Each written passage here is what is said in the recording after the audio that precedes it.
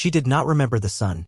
There was only the heat of it on the top of her head and the way the dust motes danced in the thick, yellow shafts that cut through the gaps in the cage. The cage was iron, rusted to the color of dried blood, and it sat on the back of a flatbed wagon in the center of what passed for a town. It was not a town so much as a wound in the earth, a place where the dust never settled and the wind always had a mean edge to it. Her feet were bare, the soles cracked and black. Her dress was a collection of faded scraps, thin as a shroud, clinging to her like wet paper where sweat had gathered. She kept her eyes on a single, splintered floorboard of the wagon bed, tracing its grain with a gaze that had learned to be empty. To look up was to meet the eyes of the crowd, and their eyes were stones. They murmured and pointed, some laughed, a low, ugly sound that caught in the hot air. She had become a thing, an object for speculation, like a lame horse or a barrel of questionable salt pork. The man who owned the wagon, and by extension her, was a thick-necked brute named Jedediah. He occasionally rattled the bars of the cage with a stick just to see if she would flinch. She never did. She had learned that stillness was a kind of armor. The crowd began to thin as the afternoon wore on. The novelty soured in the heat. They had their own meager lives to return to, their own quiet desperations. They drifted away in pairs and single figures, their boots kicking up small puffs of dust that lifted behind them like departing ghosts. Soon, only Jedediah remained, leaning against a hitching post, chewing on a piece of straw with a sour look on his face. The day's commerce had been a failure. That was when the man appeared. He moved with a slowness that was not laziness, but a deep, settled weariness. He wore a long duster the color of the road, and his boots were scuffed and gray with travel. He was thin, almost gaunt, with a face that looked as if it had been carved from weathered pine, all sharp angles and deep-set shadows. He carried whole winters in his eyes. He did not look at her, not at first. His gaze was fixed on the gunsmith's sign creaking above a nearby doorway. He had come to town to buy a rifle, a purchase he had put off for months. The silence in his cabin had finally grown too loud to bear, and a rifle felt like a definitive answer to a question he could not bring himself to ask. He stopped, his attention snagged by the wagon, the cage, the shape inside it. He stood for a long time, a statue of dust and grief. He saw the bare feet. He saw the way her hair, a matted tangle of brown, fell over her face. He saw the stillness, and he understood it. It was a language he knew well. He looked at Jedediah, whose face was a mask of petty greed and impatience. Silas, for that was the man's name, changed his course. He walked not to the gunsmith, but to the wagon. His steps were deliberate, each one a conscious decision. Jedediah straightened up, a flicker of interest in his dull eyes. "She for sale?" Silas's voice was low and rough, a sound that seemed to come from under floorboards. Jedediah spat the straw from his mouth. "Everything's for sale, friend. A bit used, but she's quiet. Don't eat much." Silas's eyes moved from the cage to Jedediah's face, then back again.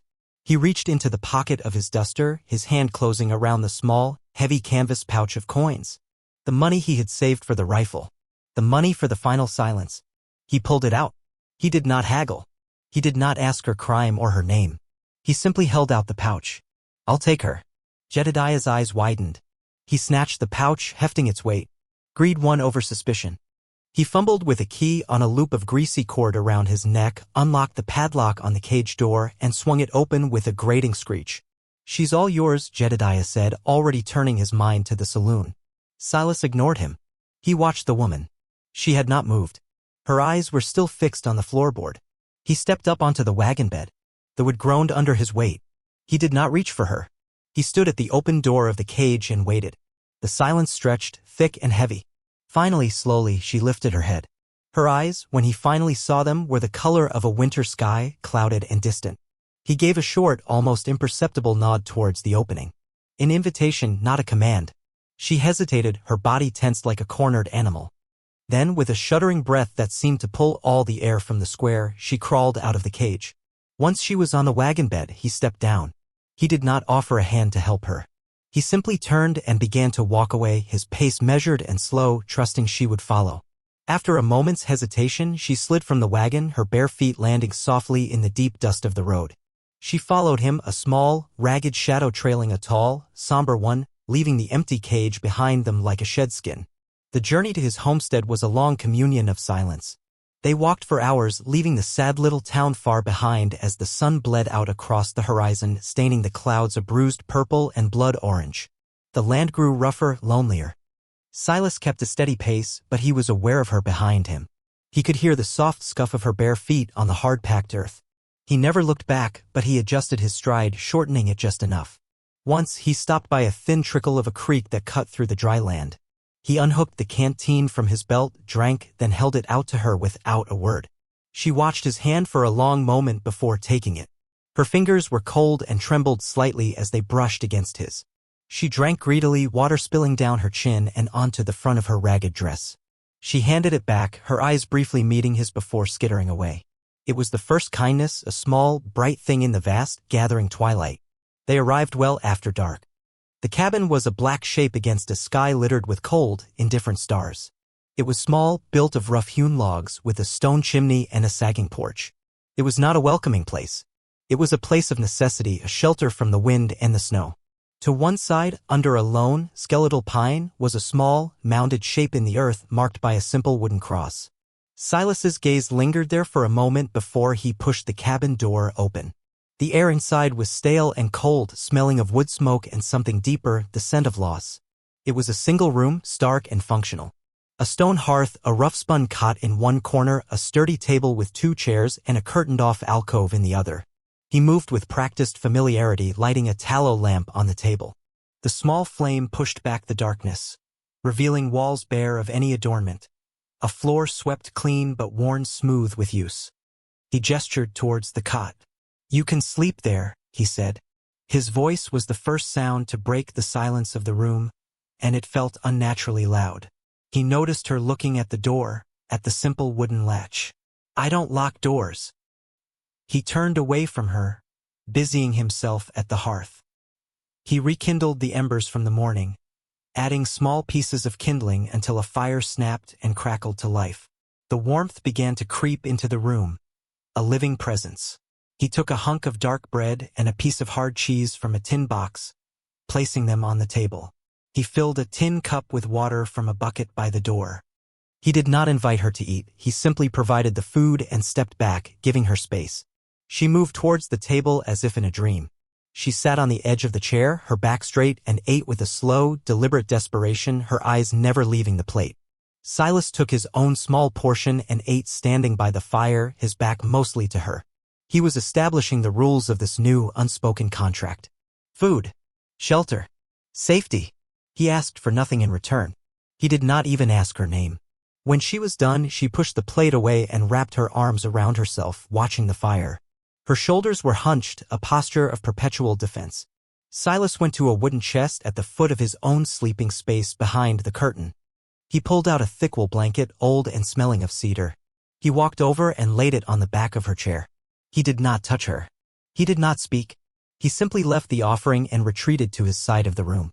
A long time later, he heard the soft rustle as she pulled the blanket around her shoulders. In the dim, flickering light of the fire, he saw her finally move to the cot, curl into a tight ball, and pull the blanket over her head, disappearing completely. The house was quiet again, but it was a different kind of quiet. It was no longer empty. The days settled into a rhythm marked not by conversation but by shared work. A life began to be stitched together with the raw, silent thread of routine. He rose before dawn, tending to his few chickens and the small vegetable patch behind the cabin. He spent his days mending fences that sagged like tired old men, chopping wood, or hunting for game in the sparse woods. He moved with a heavy, uncomplaining diligence, his grief a constant companion, a weight in his shoulders. She, in turn, found her own tasks. At first, she was a ghost in the cabin, flitting at the edges of his awareness. Then, one morning, he returned to find the floor had been swept clean with a makeshift broom of twigs. Another day, the tin plates were washed and stacked neatly. She took the ragged blanket he had given her and began, with a needle and thread she found in a forgotten sewing box, to mend its frayed edges. Her work was as silent and deliberate as his. They moved around each other in the small space, a careful, respectful orbit. He began to leave things for her. A pair of his late wife's old work boots, worn but sturdy, appeared by the door one morning. They were too big, but she stuffed the toes with rags and wore them. He left a bar of soap by the water bucket. When he returned from hunting, he would find a pot of water already simmering over the fire, ready for the rabbit or squirrel he brought. They were building a language without words, a vocabulary of small, considerate acts. One afternoon, she ventured out to the small, mounded grave under the pine tree. Silas watched from the edge of the woods, his axe still in his hand. He saw her kneel and carefully pull the few weeds that had sprung up around the simple cross. Then she straightened up and stood for a long time, her head bowed, just looking at the resting place of the woman whose boots she now wore. When she came back to the cabin, she did not look at him, but he felt a shift in the air between them, a fragile acknowledgement of the loss that permeated the very soil of this place. He found himself noticing small things about her. The way her hair, now washed, was the color of dark honey. The way she would sometimes hum a low, tuneless sound when she thought he was not listening. He once tried to make bread, a clumsy, frustrating endeavor that resulted in a loaf as hard and unforgiving as a stone. He had thrown it onto the table in disgust. Later, he saw her breaking off small pieces, soaking them in water to make them soft enough to eat. He felt a strange pang in his chest, a mix of shame and something else, something warmer. The next day, he came back from town with a sack of proper flour. He set it on the table without a word. She looked at the sack, then at him. He just nodded and went outside to split wood. The next evening, the cabin was filled with the warm, rich smell of baking bread. The loaf she set on the table was perfect. He cut a thick slice. It was still warm. "It's good," he said, his voice rusty. She ducked her head, a barely perceptible nod. They ate in their usual silence, but it felt different. It was a comfortable silence now, filled with the scent of fresh bread and the quiet understanding of a shared meal. A few weeks slid by in this gentle rhythm. The sharp edges of her fear had begun to soften. She no longer flinched when he entered the cabin suddenly. She met his eyes for a heartbeat longer each time.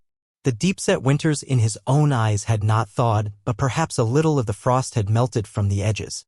The break came on a night when the wind turned mean, rattling the door and howling down the chimney like a hungry animal.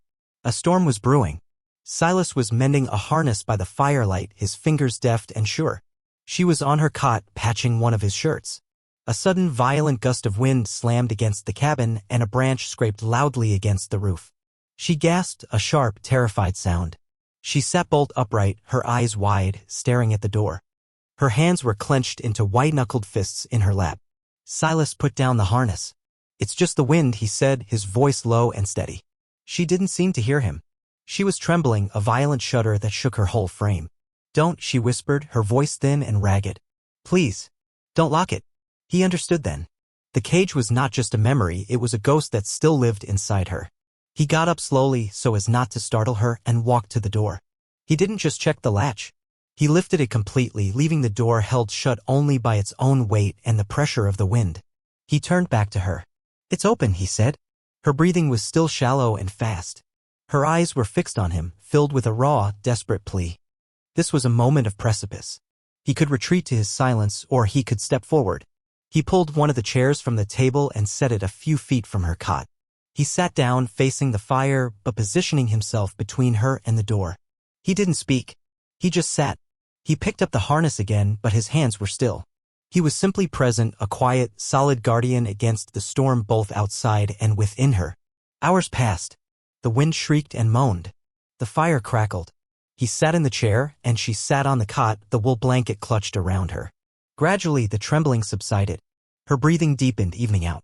Finally, her head drooped, and she slumped back against the wall, her eyes closing in an exhausted sleep. He waited until he was sure she was deeply asleep before he quietly stood and added another log to the fire. He looked down at her, at the way her face, in sleep, had lost some of its harsh defensiveness. It was a younger face than he had realized, etched with a sorrow that was far too old for it. He felt a powerful, protective urge swell in his chest, an emotion he had thought long dead and buried with his wife. He gently draped the mended shirt he had been working on over the foot of her cot before retreating to his own bed behind the curtain. The storm raged on, but inside the small cabin, something fragile and vital had found safe harbor. The piece they had built was as delicate as a web of frost on a windowpane. They both knew, in the unspoken way they knew everything, that it could not last. The world outside the small patch of land was still there, waiting. The harbinger came on a crisp autumn morning. The air was sharp and clean, and the leaves on the few aspens near the creek had turned a brilliant, defiant gold. Silas was on the roof, replacing a warped shingle when he saw it, a plume of dust on the horizon, moving steadily toward them. It was not the lazy dust of a lone rider. It was the purposeful cloud of 2, maybe 3 men on horseback. His stomach tightened. He did not need to guess who it was. He climbed down the ladder, his movements economical and grim. He walked into the cabin. She was kneading dough on the table, her hands covered in flour. She looked up when he entered and she must have seen the change in him immediately because the rhythmic motion of her hands stilled. She followed his gaze out the small, clean window. "Go inside," he said, his voice flat. He didn't mean the cabin. He meant the small root cellar, its door a heavy wooden slab set into the floorboards near the hearth. It was the only place in the cabin that could be secured from the inside. She wiped her hands on her apron, her eyes wide and dark. She understood. The ghost she feared had come for her. She hesitated for only a second, then gave him a single, sharp nod. She lifted the heavy door, slipped into the dark, cool space below, and pulled the door shut behind her. The sound of the thick wooden bar sliding into place on the other side was a solid, definitive thud. Silas took his axe from its place by the door. He didn't heft it like a weapon. He just held it, the weight of it familiar and grounding in his hand. He walked out onto the porch and waited. The riders came into view. It was Jedediah, as he had known it would be, and two other men, rough-looking types with mean, squinting eyes. They reined in their horses a dozen yards from the cabin, their mounts stamping and blowing in the cool air. Jedediah swung down from his saddle, a smug, proprietary look on his face. He had filled out since Silas had last seen him, his vest tight across a burgeoning belly. "Silas," he called out, his voice oily with false familiarity. "I've come on business." "You've got no business here, Jedediah," Silas said. His voice was quiet, but it carried in the still air. Jedediah laughed, a short, ugly bark. "Oh, I think I do. See, I've been thinking about our arrangement. I feel I was taken advantage of in a moment of poor judgment. I've come to reclaim my property." He let his eyes roam over the cabin, noting the new shingles, the neat stack of firewood, the clean-swept porch. His gaze sharpened with greed. "Looks like she's been working out for you. Made the place almost livable. I'll be taking her back now." "She's not property," Silas said, his knuckles turning white where he gripped the handle of the axe. "And she's not going anywhere." "Now see, that's where you're wrong," Jedediah sneered, taking a step forward. His two companions shifted in their saddles, their hands resting near the pistols on their hips. "I have a bill of sale. Bought and paid for her myself, fair and square, from a man whose wife ran off. She belongs to me. You just rented her for a while." The lie was so bald, so audacious, it almost stole Silas's breath. He could feel the rage building inside him, a hot, dark tide. But he held it back. Rage was a luxury. He needed to be cold. He needed to be stone. "Turn around, Jedediah," Silas said, his voice dropping even lower. "Ride out and don't come back." "I don't think so." Jedediah took another step, his hand going to his own belt. "I'm not leaving without what's mine. You can't stop the three of us, old man." He was right. Silas knew it. The axe was a tool, not a match for three armed men. Desperation, cold and sharp, pricked at him. He had brought her here to be safe, and he had failed. He had built a sanctuary on a foundation of sand, and now the tide was coming in. He braced himself, ready to sell his life as dearly as he could, for the principle of it, for the memory of the quiet peace he had found. But then something changed. A sound from the cabin. The scrape of wood on wood. The cellar door behind him was flung open.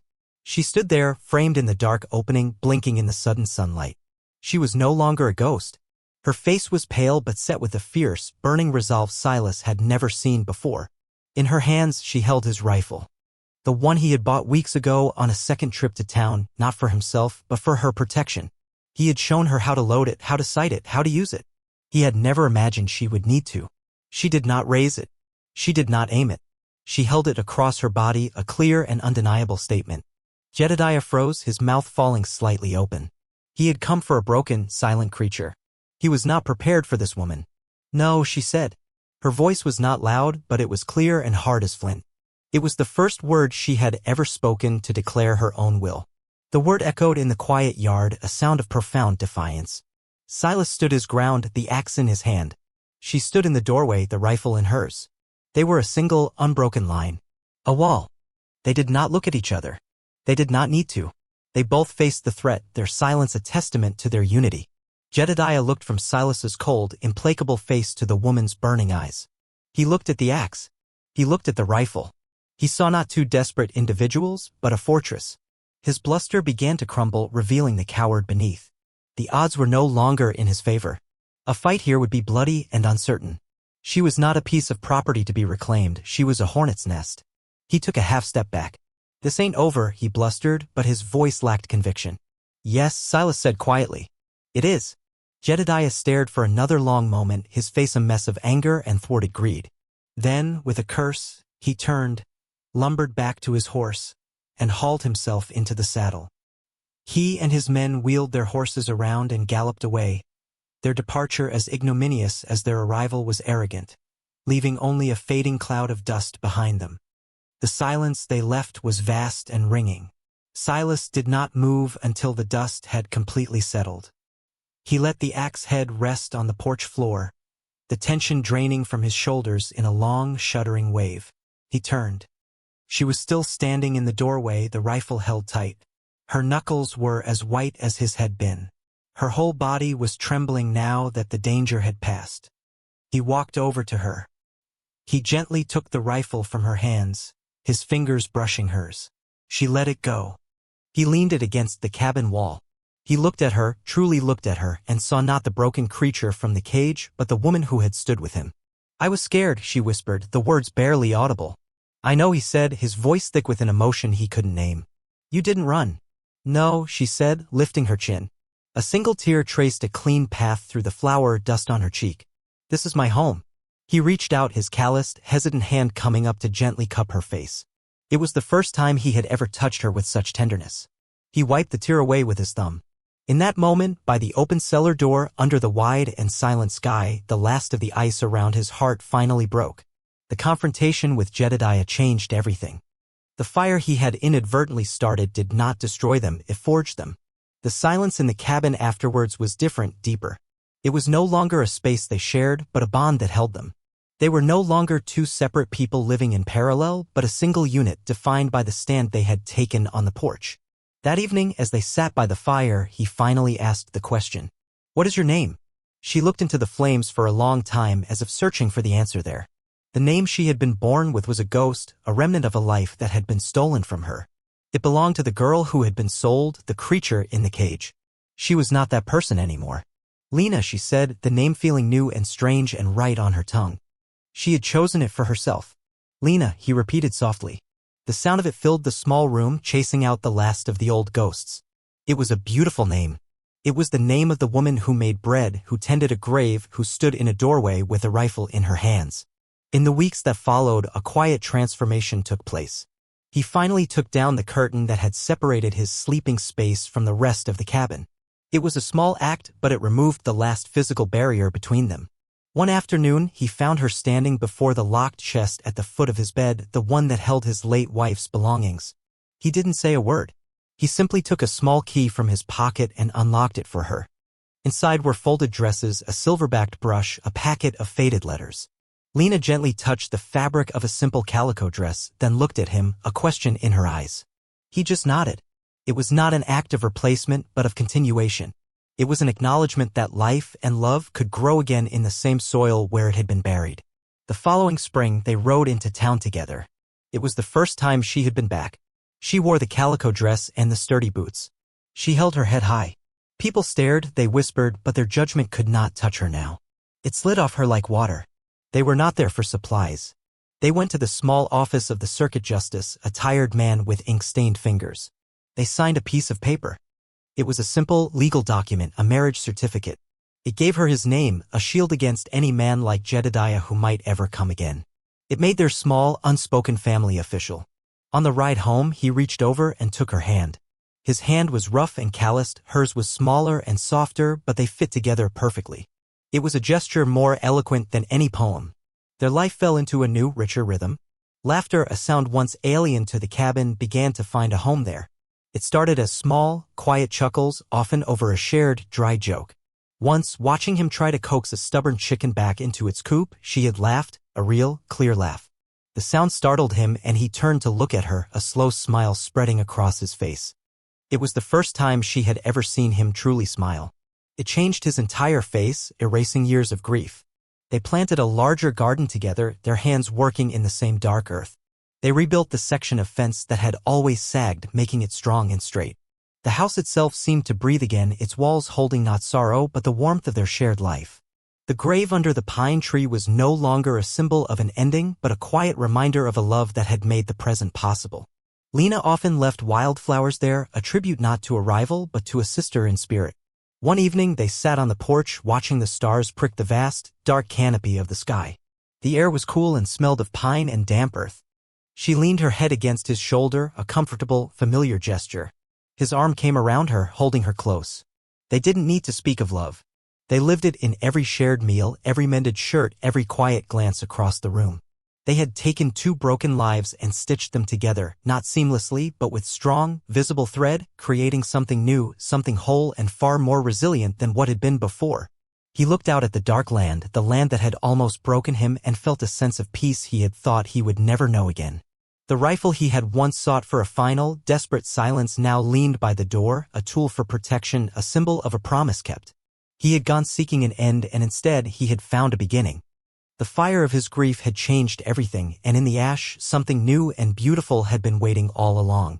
He held Lena closer, feeling the steady beat of her heart against his side, a quiet rhythm that had become the rhythm of his own life. The silence was no longer empty. It was full. You see, the story. It isn't just about a rescue.